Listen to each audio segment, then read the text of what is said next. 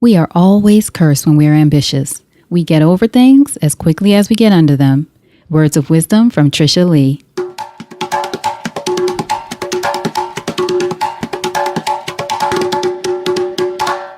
Welcome to Support is Sexy. I'm your host, Elayne Fluker, entrepreneur, author, and founder of Chic Rebellion Media.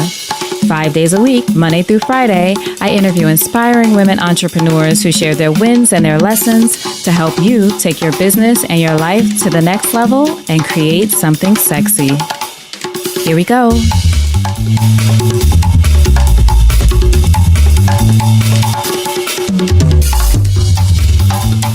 Hi, everyone. Welcome to episode 285 of the Support is Sexy podcast. I'm happy to have you here. It just would not be the same without you. And this week, we are continuing with our theme of Support is Sexy Rewinds. So featuring some of the most downloaded episodes, so most quote unquote popular.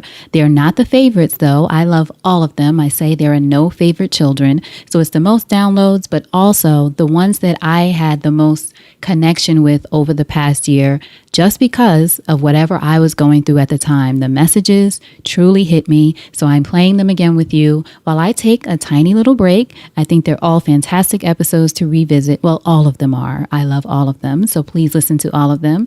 But these are a few, and I really want to point out some of the great moments and great quotes from these women in the next week. So today we're hearing from Tricia Lee, and there's so much to admire about the realness of Tricia in this rewind. After having a business polished nail bar in Brooklyn for many years, Tricia decided to close up shop and take a chance on a new life and a totally different career. And as she mentions, and as we said in the beginning in the quote, ambition can sometimes be a gift and a curse. But when you truly tap into your courage, as you'll find out from what you hear of Tricia's story here, you'll know that sometimes walking away is the true path to success and, more importantly, to fulfillment. So here we go with Tricia Lee. So Tricia, thank you so much for joining us for an episode of Support is Sexy. I'm excited to chat with you. Oh, great. I'm excited to be here. Excellent. So first question, when did you first fall in love with entrepreneurship? Quite honestly, at a very young age. I was 11 years old and I started a cleaning company in my neighborhood.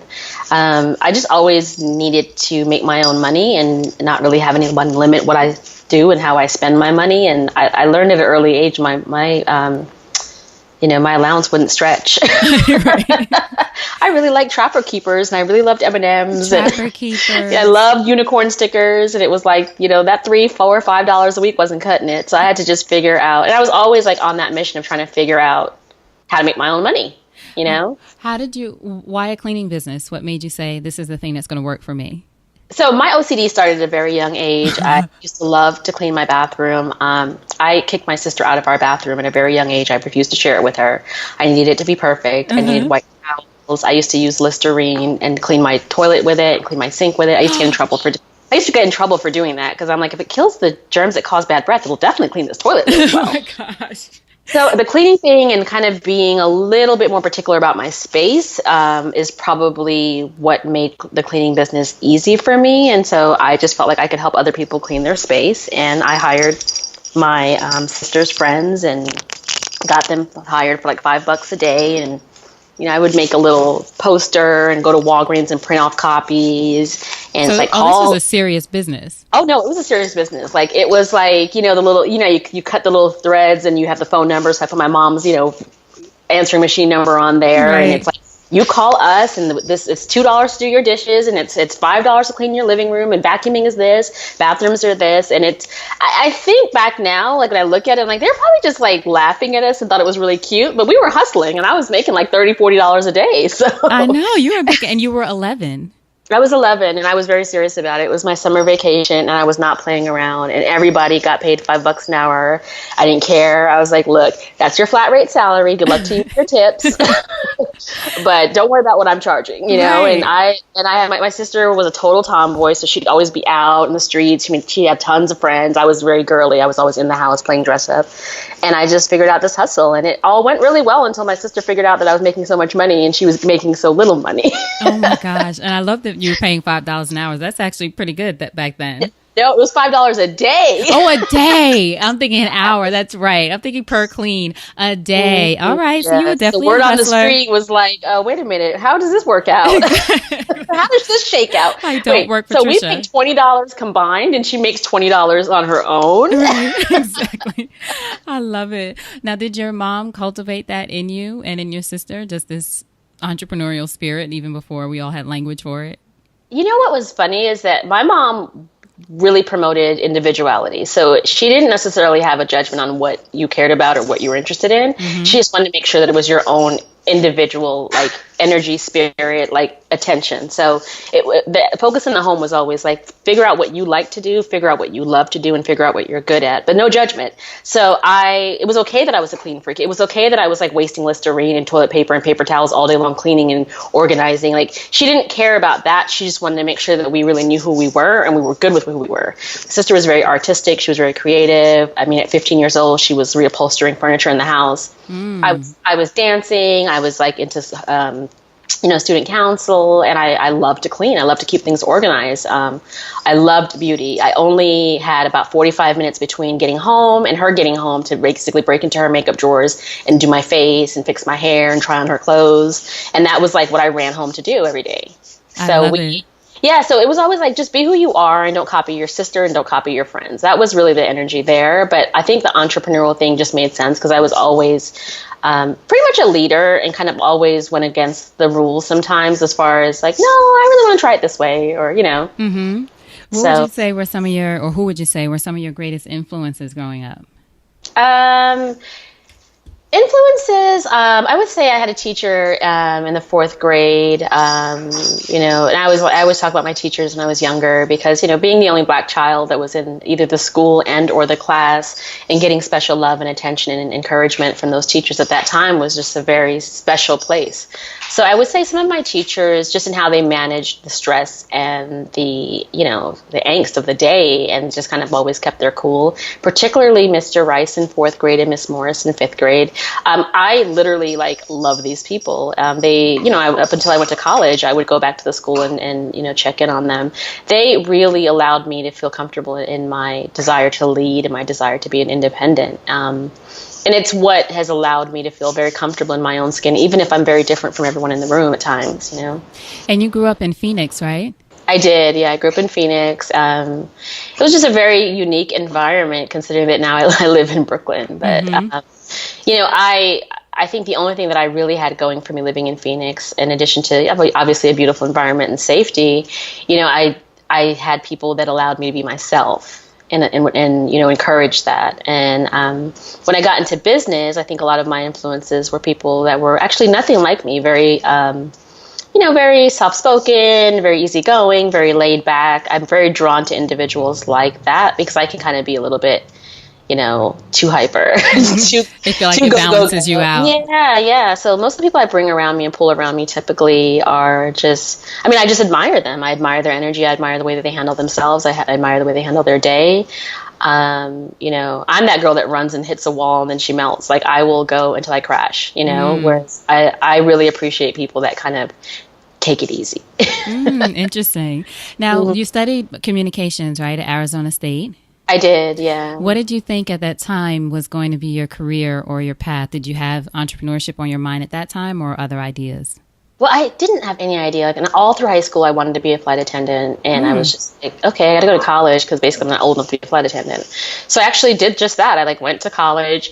And as soon as I was 19, I was able to become a flight attendant. So went through training at a very young age. I'm in training with people that are 27, 25, and I'm in training to be a flight attendant. I did it for a year, hated it, and was horrible and got fired quickly. Really? What did you hate about it? Was the travel the thing that you thought you loved but you hated?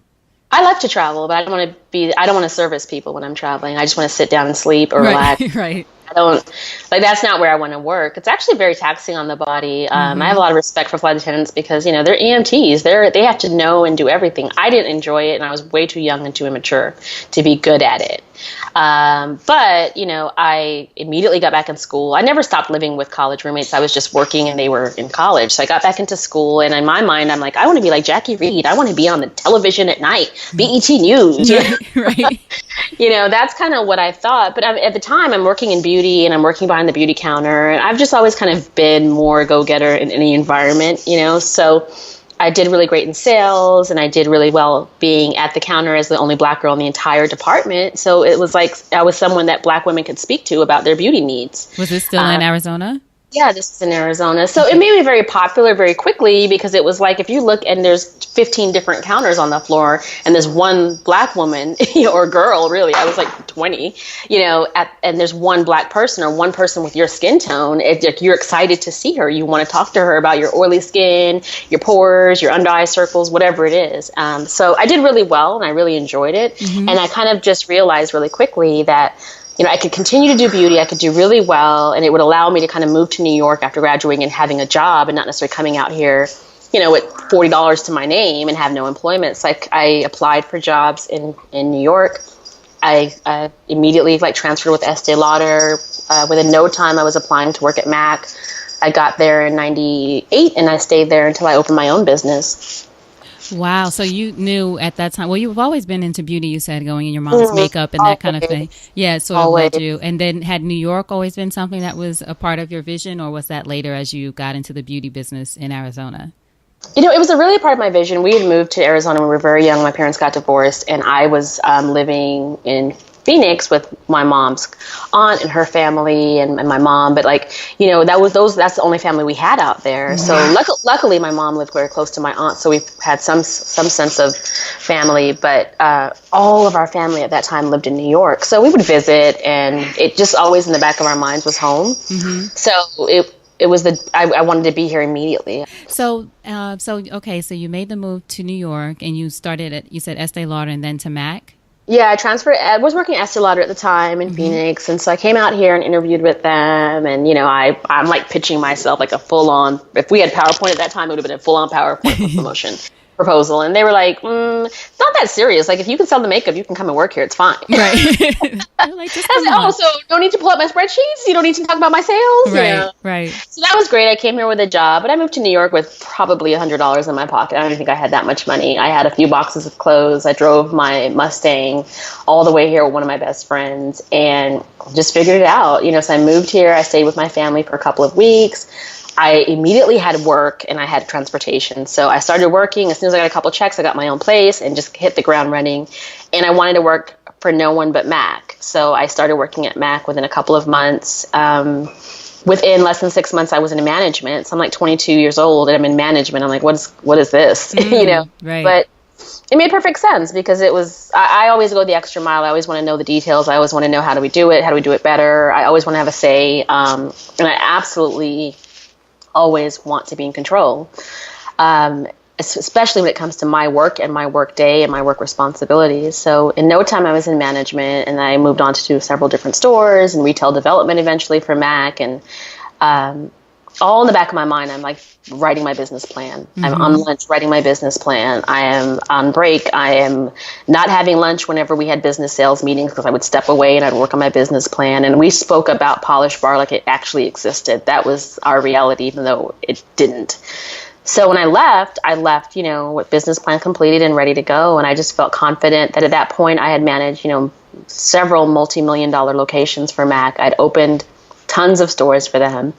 I'd hired and fired and trained and developed every and anybody I could see. And I just knew that I could, if they trust me, I could trust me. That was just what it came to. And I felt so frustrated with the options for beauty services and nail services in Brooklyn. They were just horrible. And this is before nail bars were a thing. I mean, that was what I did and that's what I created and that's what I put on the map. And then it spread throughout Brooklyn, it spread throughout the city, and it spread throughout, the East Coast. But it didn't exist before Polish Bar. So tell people who don't know, and I used to love Polish Bar, but tell people who don't know what Polish Bar was and what the whole idea of it was behind it. What it was, I always used to say, it was a beauty girl's nail dream. So Polish Bar was a concept that I came up with. I'm working and making and managing MAC stores. So for years, almost 10 years, I'm working in these stores and I see the reaction on people's faces when they come into the MAC store, when the colors are laid out. You guys don't ever buy yellow eyeshadow. You're just happy to see it there, you love the music, you love the way it makes you feel. And I felt like I could do that with nails. And my obsession with nails came from the fact that I bit my nails and didn't have any. So I'd always been obsessed with fingernails. It was like, when I get my fingernails, I'm going to do, that was like one of the first things I do when I look at people. I look at their eyebrows and their nails. So I just started coming up with this concept for how I could do it better. And I would go to this place called Spa Bells in the city. I would try all these different salons, and there were decent salons in Manhattan, and I'm talking about decent when you're not going high end and you're not spending $75, $85, $100 to get your nails done. Right. But there weren't any cutesy options with trendy colors and cool brands and unique, fun services. And Brooklyn just didn't have that. So I specifically even named the business Polish Bar Brooklyn, because I was like, this is going to be something awesome for us. Like, you don't have to be a, young, affluent woman working discretionary income, know your style, love your beauty. And you don't have to stay in Manhattan after work just to get a beauty service. Like, that's crap, like you live in Brooklyn.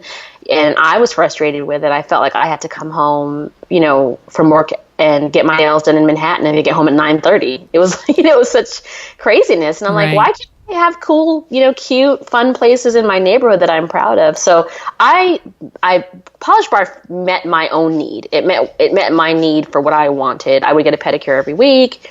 Never got a manicure because I didn't have fingernails, but I just wished it was in my neighborhood. So I created everything I wanted. I wanted to be a place where people could come in, feel comfortable, bring their friends, kind of show it off as in, look at this cool thing in my neighborhood, And this was, now for everyone listening who knows a little bit about Brooklyn now, or for those who live there now, this was before Brooklyn was everything it is today with all the different amenities and those kinds of things. You were really ahead of your time with opening up a space like this that was really more about the experience than just the service. Yeah, absolutely. And I felt that if I needed it, everyone else that I knew and everyone that else was like me needed it. And I just had a muse in my head, and I felt like this woman was, out of college. She had some discretionary income. This is something that she wanted to do every week to treat herself. And maybe she lived in Brooklyn. Maybe she didn't live in Brooklyn before. Maybe she'd moved here after college or came back after college. But she wanted a place that she could bring her girlfriends to when they were in town and be proud of. And not necessarily have to traipse to the city and say, oh, this is where all the good stuff is, though, but I live in Brooklyn. And I didn't like the way that made me feel. And so when I created Polish Bar, it was very easy to come up with the concept, because it was like, I want what I want.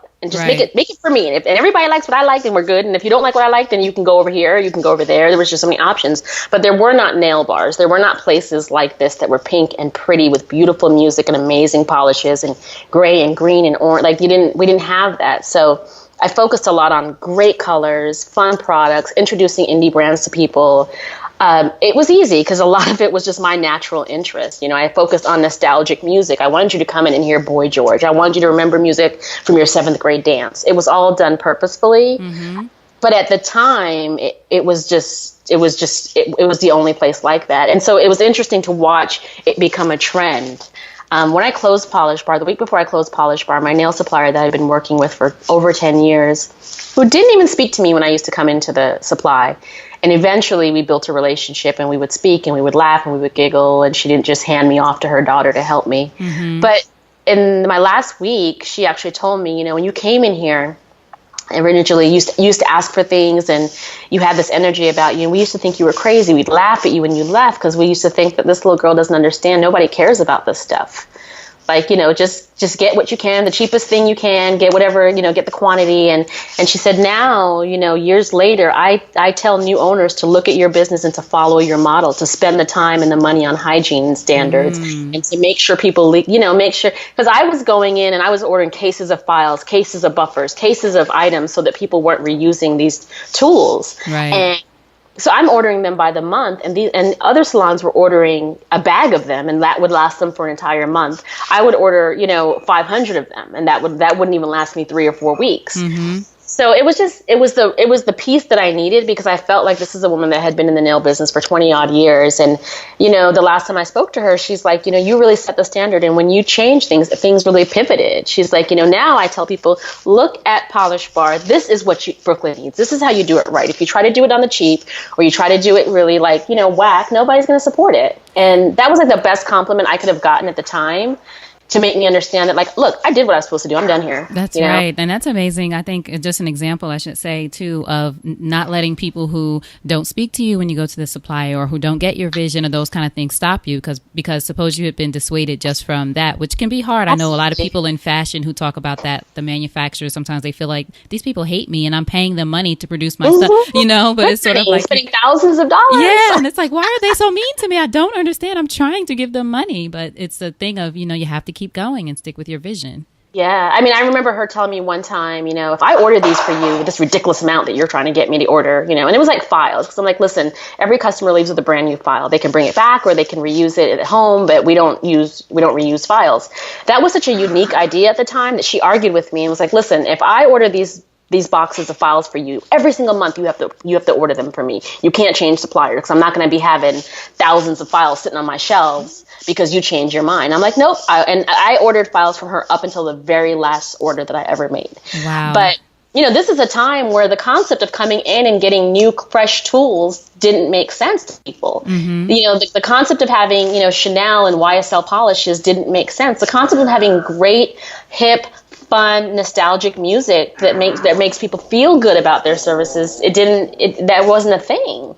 People, people didn't have a computer and a check-in and a text reminder and appointment page on their website. People didn't have websites. Mm-hmm. So it was really unique at the time. But when you think about all the things that a market is missing and you're trying to create something, sometimes you or the people around you are really the best test market for it. It was like, I would love somebody to remind me I have a nail appointment. I would love somebody to take an appointment on a Saturday morning versus me going in there and standing for 90 minutes trying to get a service. Those are things that I just felt they made perfect sense.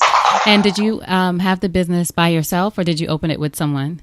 I always had it by myself. I felt like at the time, and all through the time I had Polish Briar, like whoever I was dating, was always so supportive of me and whatever I was working on. So I had some great ride or die boyfriends, but it was always mine. I managed everything. I did the first one. I did the second one. I managed both of them. I did the bookkeeping. You name it, I did it. There's just no element of the business I don't understand. If I need to look at a blueprint, figure out a plumbing situation, repair a sidewalk, come up with a marketing plan, put on a dress and twirl around at a party, whatever it is. Right.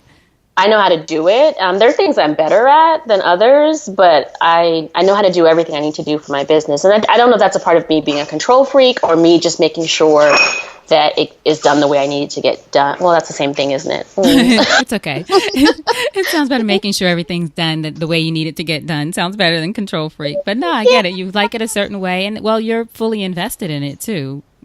Absolutely. Right. And, people that work and support you on your team, that these individuals are invaluable, but when they see your vision, they get behind you. And so you're not trying to convince, you're just trying to fight to get ahead, Right.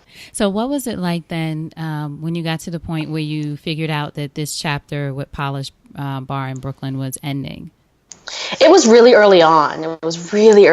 I don't know. Maybe I'm a one night stand type of girl because I was like, oh, this is only fun when I start them. I don't really like keeping them for too long, Right. And you had the business for 10 years, right? Yeah. It was weird. But, when I started, it was so well received and it was such a blessing. And Brooklyn just warmed up to us, loved us, supported us. And when I say Brooklyn, I mean residents, I mean politicians, I mean city people, I mean everything.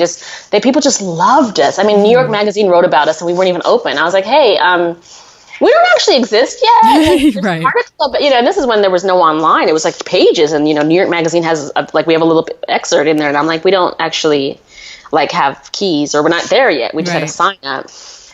So we got a lot of love and a lot of support. And any way anyone could incorporate us into any piece or editorial piece or press they did. But, it was a lot. I was very busy. Immediately I realized that the store was not big enough. And so, after a year and a half, I had to work on an expansion plan. I opened another store within 2 years. And in opening that second store, that was a full on build out.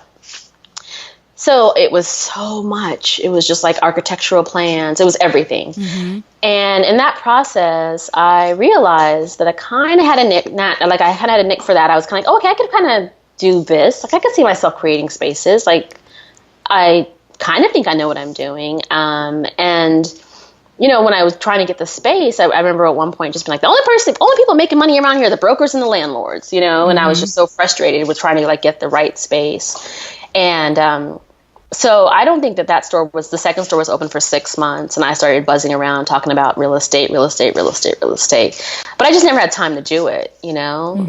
And then one year, 2014 was ending, and I pulled out my resolutions, and I realized that getting my real estate license had been on the list for like 4 years, and I was like, I'm not doing this again. So that year, it was the beginning of December, signed up for classes, and I just knocked out a ton of classes because I was like, I'm gonna finish these classes. So I got my license by that January, and then it took about maybe 6 months to 10 months to get the business to the point where I could kind of like start in real estate and then and also have the business, and that's what I did.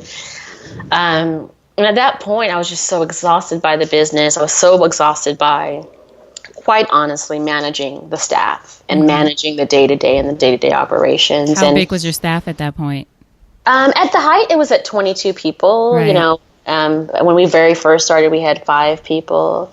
But, you know, I'd been managing when I was in Estee Lauder at MAC. So it's like I'd always been managing a team of people or teams of people. And I just grew tired of it. You know, some people say, oh, you can hand it off. And I was like, listen, I've done this. There's nothing you can't tell me about this. I don't want to do it anymore. And it had to come down to like, do you want to do it? You know, like I can do a lot of things. We can walk on our hands, like people say, but do you choose to? No. Right. I was just tired of it, and I had grown out of it, and I had grown beyond it. And I think that for the next person, there's probably a lot that they would want to do with Polish Bar, but for me, I just didn't want to do it anymore. And I didn't feel that, I didn't feel like I had to explain that. I felt like, look, y'all didn't love this until I created it. Right.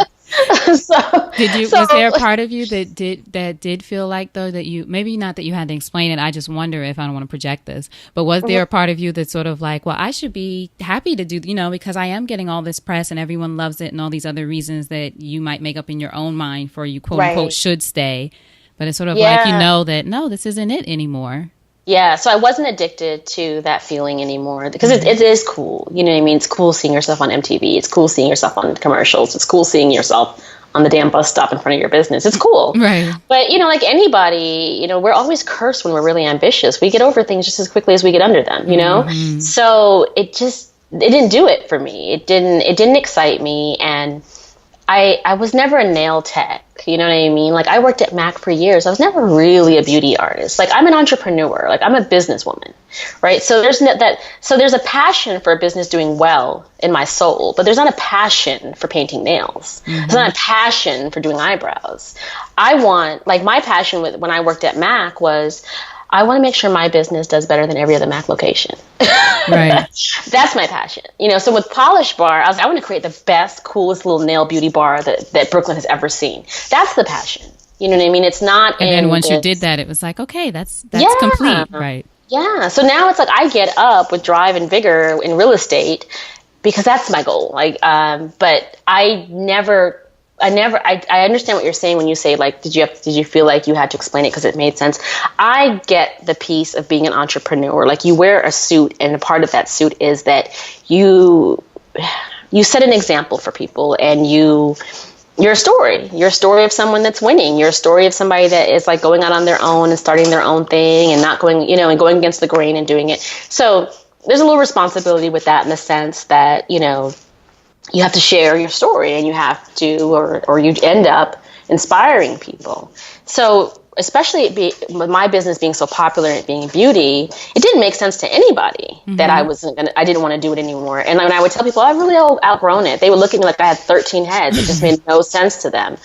But it's also because unless you knew me personally, you didn't really understand what drove me, you know? Regardless, you seem like you were very in tune with that. I'm sorry to interrupt, but it seems like you were very in tune with your why, like why you wanted to do the business, or what was driving you.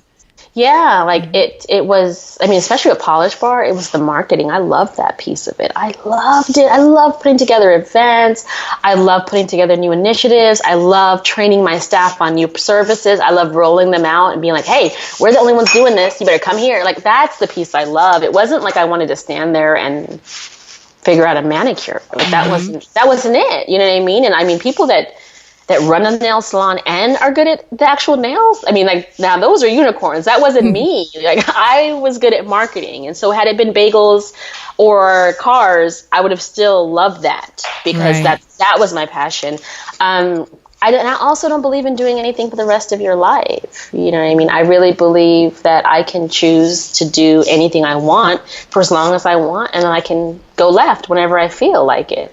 So I always felt that way, and I think that's why I could pick up and move to New York. I think that's why I could, leave an Estee Lauder job 40 hours a week and go work at Mac for 12 hours a week just to get in with the company. And that's why every time they asked me to go to a bigger location to manage it, I would, and, to open a store, I would. And then when I left there and gave notice after many years and opened my own business, I mean, people treated me like an outsider. It was like, you're leaving? Are you crazy? But I think that makes you such a powerful example. One of the reasons I'm excited to talk to you, even though I didn't even know this part of your story, but just that to me makes you such an example for all women, young women especially, but all women. This idea of when you feel like something is complete, then it's complete. Not what everyone else says or the shoulds and all these other things attached to it, or play it safe, or this is successful, just stick with that. You're such an example of someone who's like, well, this wasn't why I was doing this. This is complete. I'm moving on. I'm not afraid to take the next step. And like anything else, like we need to be challenged. So if this is phenomenal to you, it doesn't mean it's phenomenal to me. Right. I left my job at Estee Lauder, and I remember telling my neighbor, and the doors were closing on the train, and she was like, no. And I was like, I'm going in, I'm giving my notice today. I'm so excited. I'm going to give them 30 days, and it was like, you've been here forever. Like, what are you talking about? And you've got like this really cool job. You go around to open Mac stores. Are you crazy? And I remember, and I don't think this actually happened, but I remember the scene, like the G train was closing. I remember her being like, girl, don't do it, Right. Like and she's trying to stop you. Yeah. And at that time, everyone I worked with was my family. Like, I've known them. We'd been working together for so long. I mean, it was my first real career. And, it looks crazy. You look crazy when you step away from a good job, good employee, good benefits, 401, you name it. I had it because I'd been with Lauder, mind you, since I was 20. So even though, I was like 30 at the time, I had 401k since I was like 18, like you name it. I had a solid situation for what it is. And it was odd. And then people came around, I remember when one of the Mac stores had their like holiday party at Polish Bar. That was the best compliment someone could give me at the time. And that's the thing I tell people too. You have to find, especially as an entrepreneur and someone who's driven to, as you said, make the move when it's time. You have to surround yourself with people who support your kind of crazy. Right. I mean, even with the salon, I remember a guy said to me, well, do you ever think that maybe people just know you as the nail girl and they wouldn't necessarily trust you selling their house for them? And I was like, okay. In the back of my mind, I was like, I'm going to send you my first listing, punk. Right, exactly. I'm going to show you. That's who I am. That's how I'm like, oh, really? Okay. And I don't say anything. I'm always like, You know what I mean? I'm like, remember to sell more houses than he did last year. Remember that. Whatever. Look up what his totals, and whatever his totals were, make sure you sell more than him in your first year. Right. That's where I get my motivation, because it's like I'm not on your schedule. It's not like I can do whatever I want. I'm a very responsible person, but I do what I want to do because I know how hard I go when I care. Right. And that is what feels good. Like I tell everybody, I don't use an alarm clock. I wake up with drive. I haven't used an alarm clock in I don't even know how long it's been since I've used an alarm clock. I don't need to use an alarm clock. I'm naturally driven to get up and get my day started and conquer. But it's only when I'm doing what I want to do and what I really like to do. I love it. Now, in a recent post, and the thing that I saw, which made me reach out to you right away, one of the things you mentioned is that when you close a business, you shed a few layers, a few tears, and a little bit of your identity. So I wanted to ask you, what was it like what layers do you feel like you shed, and in what ways did your identity play a role? So my identity got really entrenched in beauty at a very young age. I was always a beauty girl, like I was that girl that was bringing Christian Dior lipsticks to school, like that stuck out of my mom's drawer. And, I was buying the Wet n Wild blue mascara. And so before I was in beauty, I was a beauty girl. I was like on lunch break doing makeovers like the lunch benches, So here it is, fast forward, I'm going into real estate, I'm closing my beauty business, and most of the people that are in my personal life are in beauty, or beauty writers, beauty editors, beauty bloggers, whatever you have you. And so you kind of feel like, even now to this day when I'm with my friends, it's like they're all in the same industry and I'm selling houses. And so it does feel like, it feels surreal, because it's like, how the hell did I get here? Right. I'm the beauty girl. I'm the girl that's looking at everyone's eyebrows on the train. I'm the one. So it just felt odd because it was like, wow, like nothing about what I do is tied to beauty. And I don't know that. Like I've never been that person. I've been in beauty from as long as I can remember, from as long as I could vote. So that is a huge part of your identity. And, I had to channel that energy into something else. I had to figure out, well, okay, well, I'll just, work on a very strong work image, and I'll just be known for that girl with fly nails and gorgeous lip colors. And I can express myself and express my beauty interests in this industry in a way that's comfortable and suiting. But, it's just, I can't be doing people's eyebrows at open houses. At the office, exactly. But I figured out really quickly, like, well, now I get to enjoy beauty and not do beauty. And so it's fine. I was at a beauty shop today on my lunch. So that's kind of what it felt weird, and it still sometimes feels weird, to be honest with you. And as far as layers and tiers, it is, there's a lot of responsibility with managing people and providing income for them, and so the reality of it is I was running a business that kept homes with the lights on and kept the electricity on and kept the rent paid and the mortgage paid.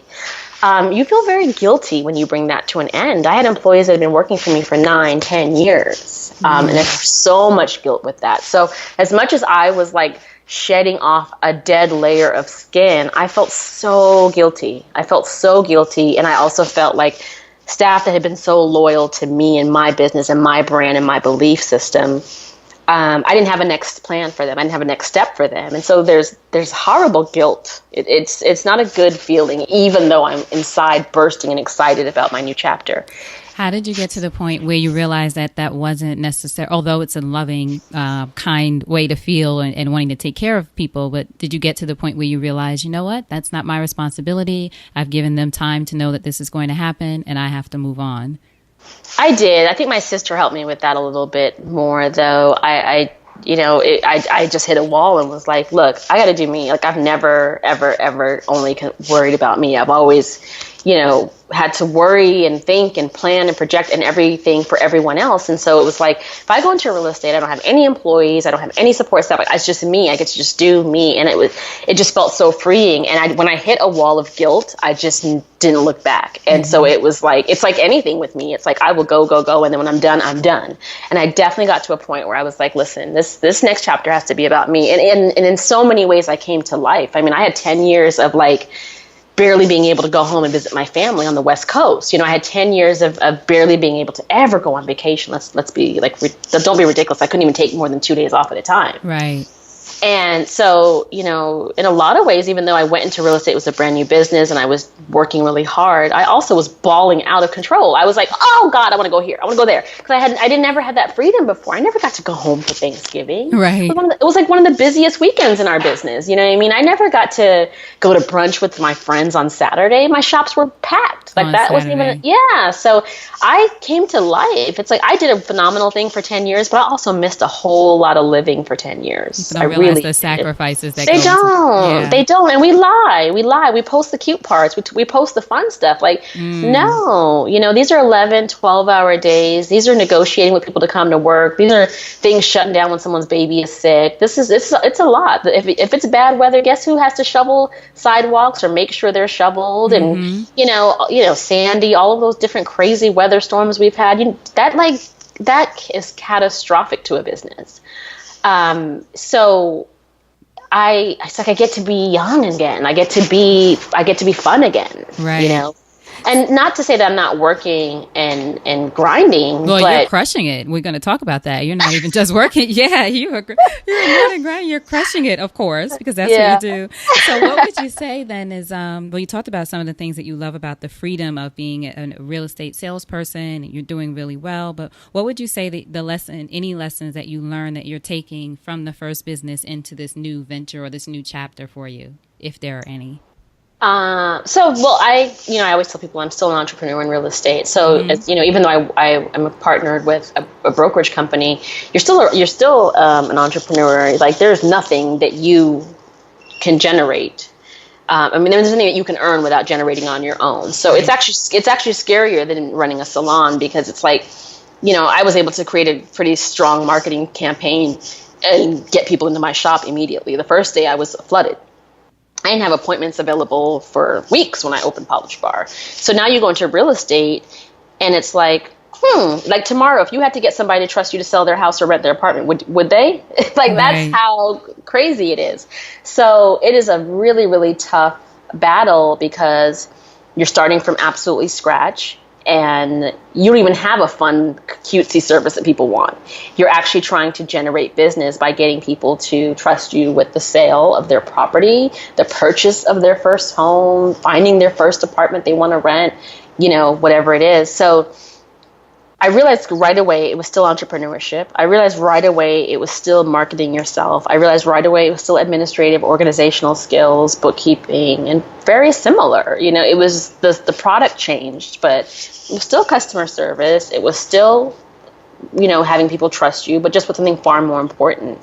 I think the biggest lesson that I learned is a very humbling lesson, but, people just believe in me. They believed in me. They believed in me at Polish Bar when I didn't do nails and I owned a salon. And they believe in me now. And I don't know what that is. I don't know why that is, but I'm grateful for it.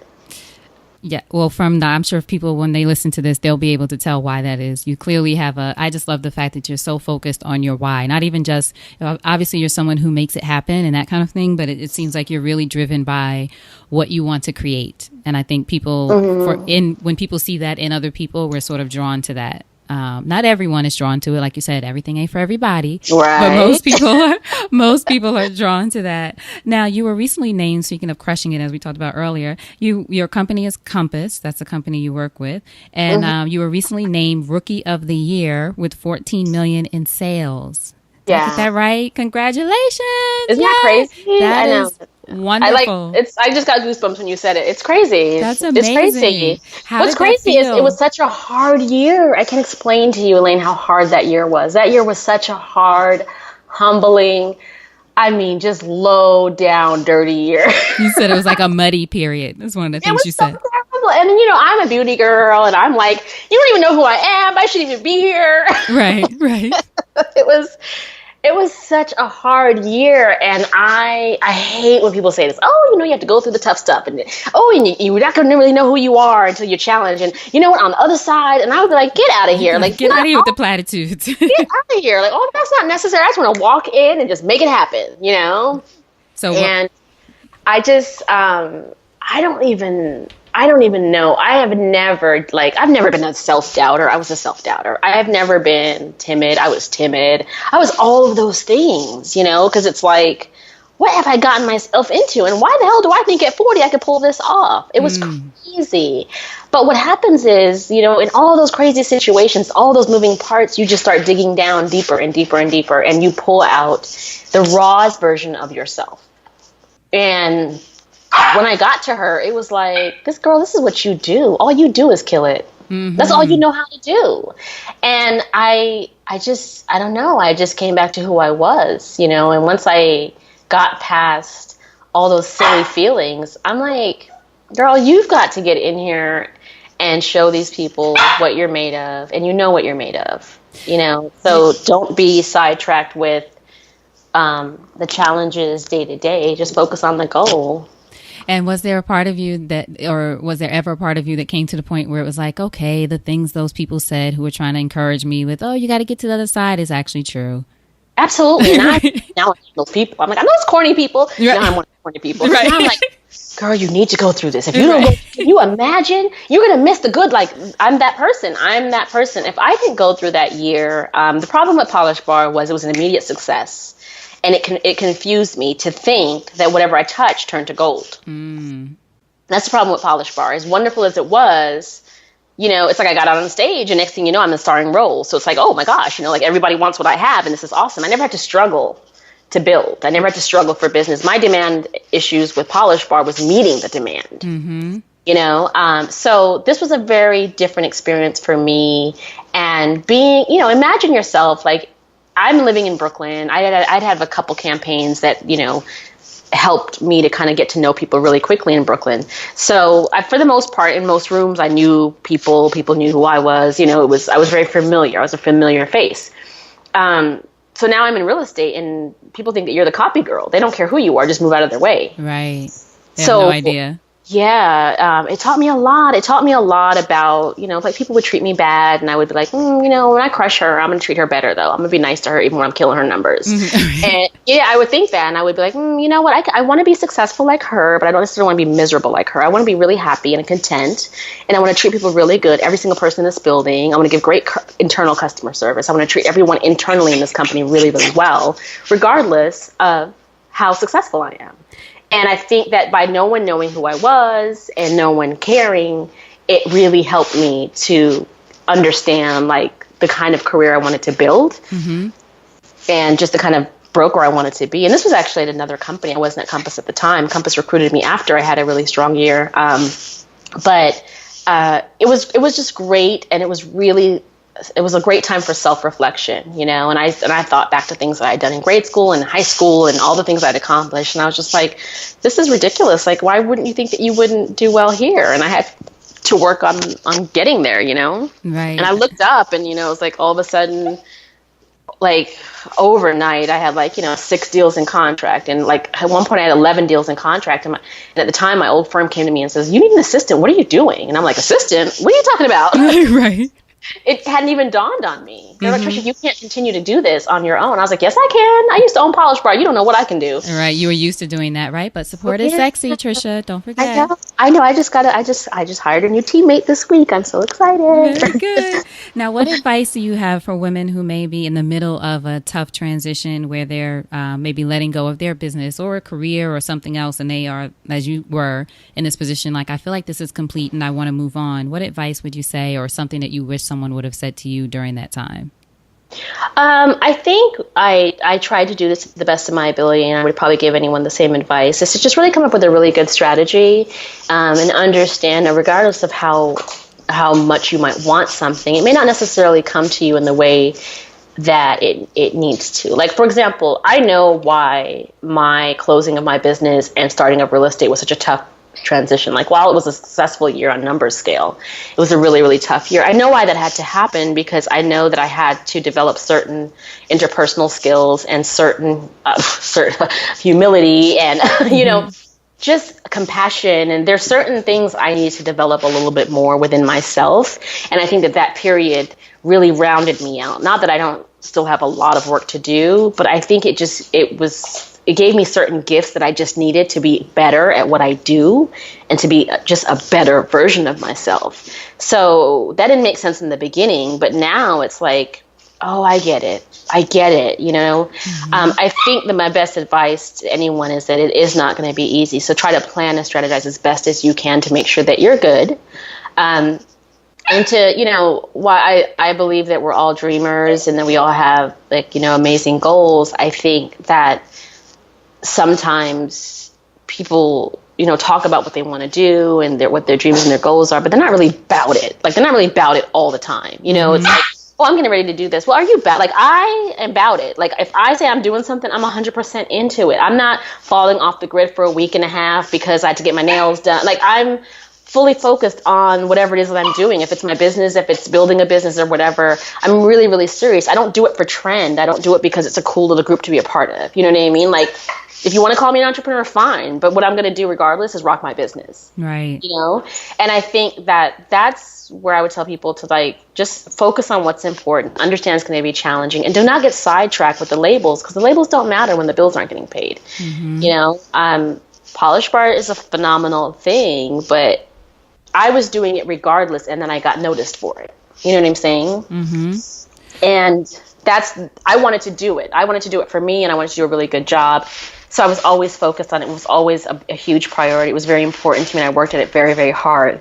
I didn't do it so that people would recognize me, and I definitely didn't do it so people could be like, oh, you own Polish Bar. That's not why I did it, because that's not enough. You have to work too hard to care what people think. Like, it's those accolades don't give you peace. They don't give you peace at night. You need to do it because you want to do it, and because you believe in it, and because you're willing to work really hard at it. I wonder sometimes if we're not in a world now where it's more about, oh, I'm so-and-so and I own this. But do you really grind it out? Right. And are you doing it just for the likes, so to speak? Yeah. Because the thing is, when the times that I agree with you, because I believe during the times when no one is watching, or, maybe you have a great season where you're featured in all these magazines, and then there's a few months where no one features you.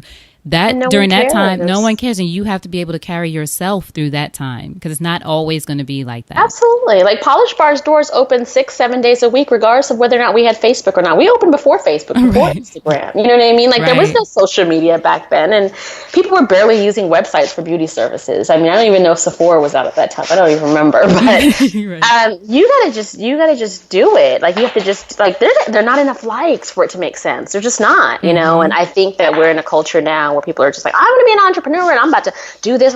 Honey, you will not make your own schedule. You will do what needs to be done when it needs to be done. Right. That's how it works. You know, you will meet demands that you don't even know how you're able to meet them, but you meet them because you don't have a choice. You know, you will put your employees' safety and welfare above your own because they show up for you every day. Mm-hmm. That's the truth of it. And I don't think there's enough conversations about that. I think people want to be dreamers. And I'm all about dreamers. I'm all about dreams and goals. And I'm always thinking, even with real estate, I've got the next plot already planned out. I mean, that's my mind. But I'm not moved or inspired because I'm admired. Let's put it like that. Mm-hmm. And I think that's so important what you just said, because that's one of the reasons that I love for women to come in this space and share their stories, because they share the truth about what went on during that time, how you felt and the experience, as opposed to, we look at the pictures and all of that great stuff and we create our own stories. But I really love the idea of people like you sharing your narrative, sharing your story. Mm-hmm. This is what happened, and people can learn from that, because there are those times when it's, up and down and that kind of thing. And it's good to hear that from people. Yeah, no one talks about in real estate. Most people don't make a check for 6 months or a year. Mm-hmm. No one talks about that. My sales director at my old company was like, I didn't get a listing for 2 years. Wow. And I didn't make $1 for a year. He's like, Tricia, you had a listing within 6 months. He's like, that's crazy. I'm like, that's ridiculous. That seems so long. Right. What would you say entrepreneurship has taught you about yourself as a woman? I can't answer that honestly because it sounds so terrible, but I can't afford to care, so it's fine. What I know about myself now more than ever, and I'm not sure if it's only entrepreneur. It might be entrepreneurship and also being 40. It may be entrepreneurship being 40 and failing and also succeeding. But what I understand is I really feel like I'm extraordinary. I feel like I'm extraordinary. I really, really do. Mm-hmm. I feel that what I'm able to endure, I feel like what I'm able to accomplish, I feel like what I'm able to push through, like just the strength from so many different struggles and challenges and successes is what I understand about myself now in a way that I never did before.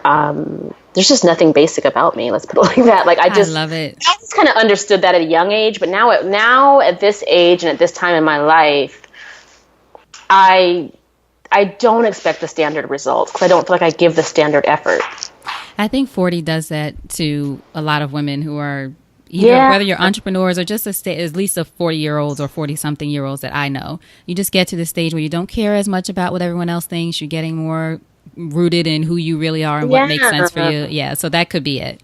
And it is. It's like I always say, I always tell people I don't give discounts because I don't know how to discount what I do. I don't know how to shave down what I do and make it more palatable. Like this is me. I'm shiny, I'm glittery, and I'm bold, and I'm all those things. And I go hard. I work hard.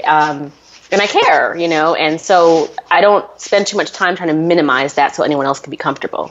I try to just do what I do. And luckily I've met about 20 or so people along the way that are okay with it.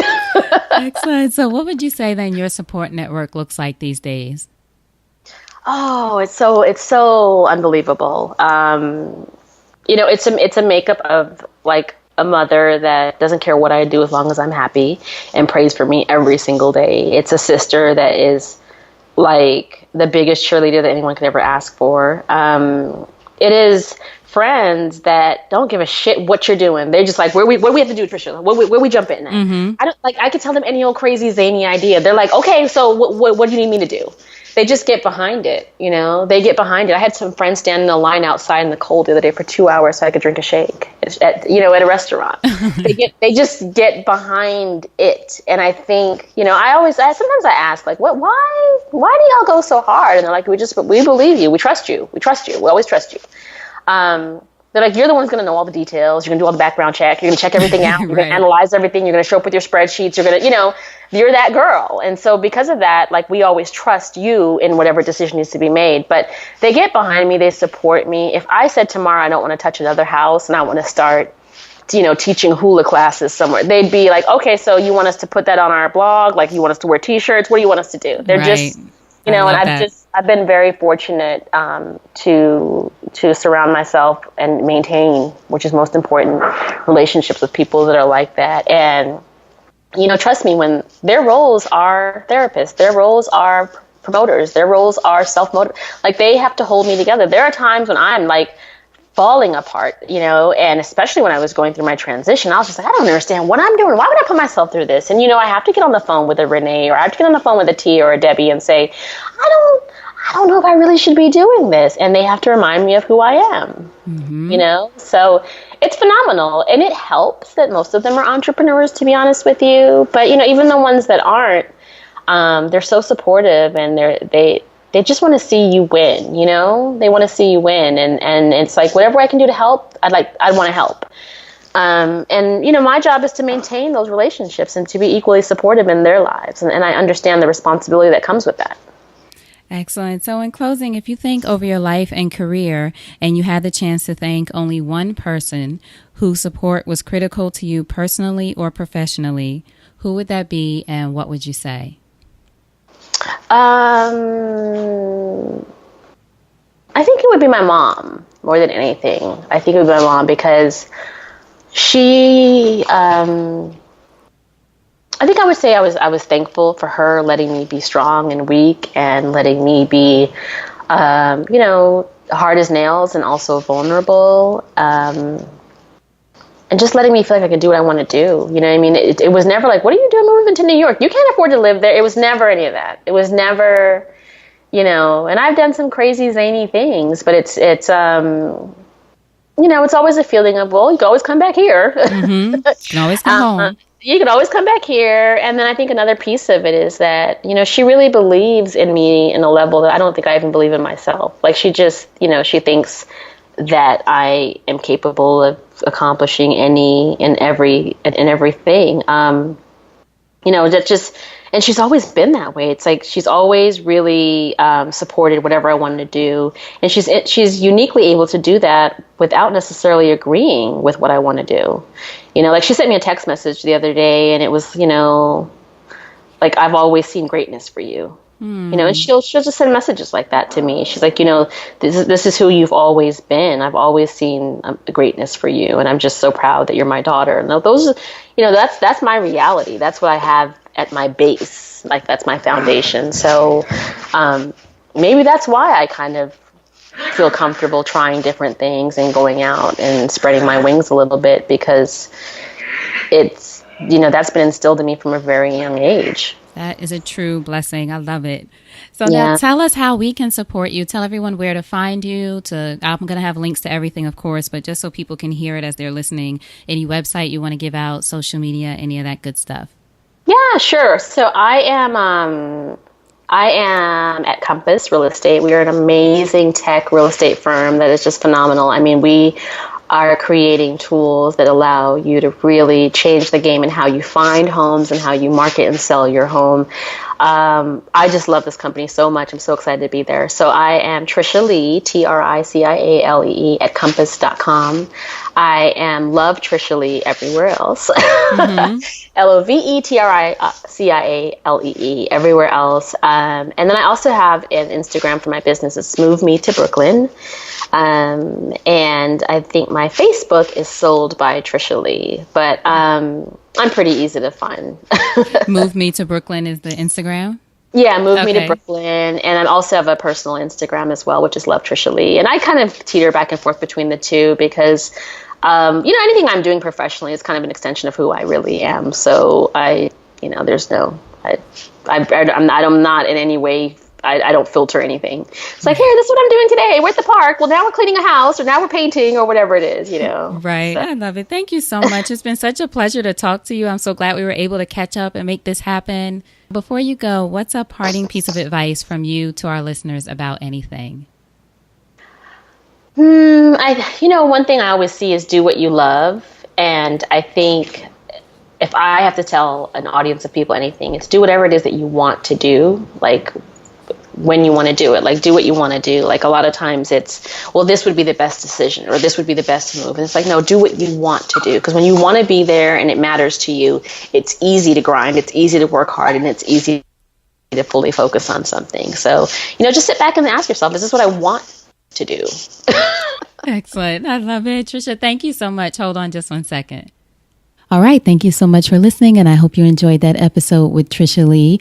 For more about her and to get in touch with her, find out more about what she's doing in real estate, go to supportissexypodcast.com and just search Tricia, Tricia. Her show notes page will come up. All of the links, everything will be there for you. All right. So thank you so much for listening. We have more Support is Sexy rewinds for you the rest of this week. So make sure you come on back tomorrow. In fact, make sure that you are subscribed to the podcast wherever you're listening, whatever your favorite platform is. Apple Podcasts, Stitcher, Google Play, SoundCloud, iHeartRadio. We're in all those places. So please make sure that you're subscribed. And if you love what you've been hearing, I'd love a review from you.